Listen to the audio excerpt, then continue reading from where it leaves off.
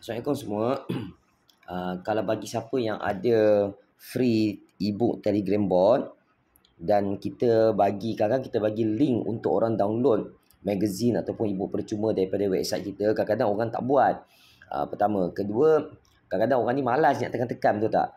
Jadi cara yang saya buat, kalau tengok dekat grup sana, saya akan bagi saya bagi Google Form. Nampak ni hasil ni, nampak Google Form. Jadi kalau kata doktor, tuan-tuan perempuan yang mana ada free Telegram ebook tu, boleh juga buat Google Form, tapi kena buat request secara manual kepada diorang. Tapi tak apalah. Maksudnya, orang dah isi Google Form pun kita dah dapat database. Permulaan je. Yang penting kita boleh tunjuk bukti kepada orang bahawa kita boleh bagi ebook percuma dengan mudah. Okay, caranya pergi dekat sini and then pergi dekat free book Telegram bot kat bawah. Okay. Lepas tu pergi dekat request free ebook for customer. Kat sini masukkan. Masukkan tu. Nampak tu? Kod dia apa? Kod kita main magazine apa? Kod ebook percuma apa? Masukkan nombor telefon 6 dekat depan. Masukkan email dia, bubuh nama dia. Submit. Dia terus dapat ebook tu. Dan dia pun happy. Wah, dapat ebook free lah daripada kau. Contoh macam tu lah.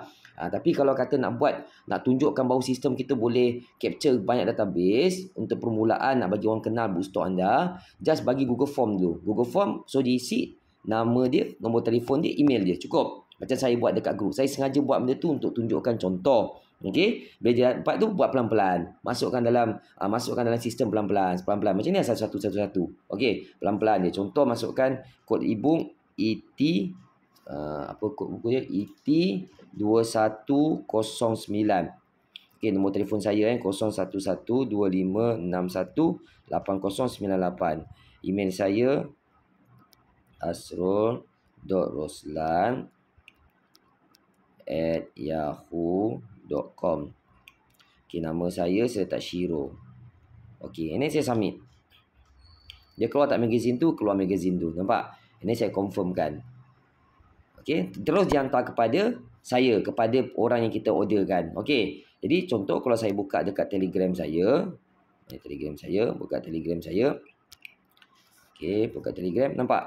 Terus sampai, nampak? Nampak? Dia terus hantar kat saya. Nampak bawah ni? Dia terus hantar. Jadi tuan-tuan tengok.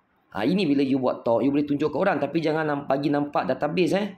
Salah. Jadi buat laju-laju macam ni lah. Tunjuk ke orang bahawa sistem kita boleh capture database. Kalau orang tu buat sendiri ataupun kita buatkan. Permulaan kalau kata nak bagi orang tahu pasal bisnes kita just buat Google Form supaya mereka isi, kita buat manual. Buat pelan-pelan lah. Kita, kalau kata ada 30 orang isi. Ini tuan-tuan perempuan, isilah form dalam 5 orang. Satu hari 5 orang. Dua kejap saya buat 30 orang kejap tadi. Dalam 15 minit saya dah siap. Dalam 20 orang, 30 orang. Isi.